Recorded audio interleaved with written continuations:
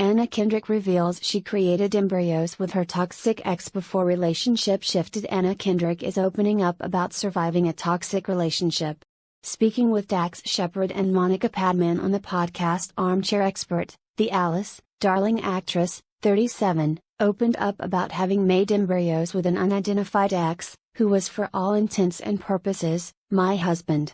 I was with someone, this was somebody I lived with, for all intents and purposes my husband. We had embryos together, this was my person, she shared. And then about 6 years in, about somewhere around there, I remember telling my brother, when things had first kind of gone down, I'm living with a stranger. Like, I don't know what's happening.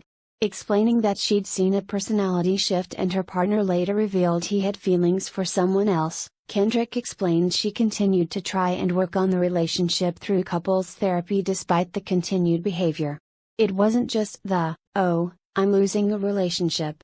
It was that I believed that if we broke up or, if he left basically, it was a confirmation that it's because I'm impossible. I'm lucky that he's even tolerating my BT. There was an inherent thing of me being so rejectable that this person who loved me very deeply for 6 years, it suddenly occurred to him, how awful I was or something, she continued.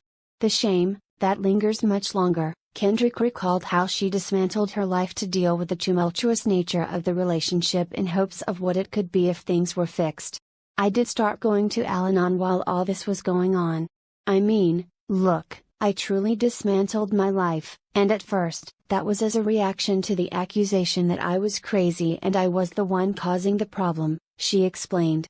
So I had a conversation with CAA, my agency, and said I need to take time off. I have a mental health problem, she continued. I started seeing 2 therapists a week and I started trying to learn to meditate and I got into Al-Anon, and all of these things ended up being very wonderful things for me in the long run, but initially went into them thinking, tell me how to stop being crazy. Tell me how to stop feeling anything. In September, Kendrick opened up to people about how Alice's story in her film Alice, Darling resonated with her for a specific reason. I was coming out of a personal experience with emotional abuse and psychological abuse, she shared, recalling the time she first came across the screenplay. I think my rep sent it to me, because he knew what I'd been dealing with and sent it along. Because he was like, this sort of speaks to everything that you've been talking to me about. It felt really distinct and that I had, frankly, seen a lot of movies about abusive or toxic relationships, and it didn't really look like what was happening to me, she added.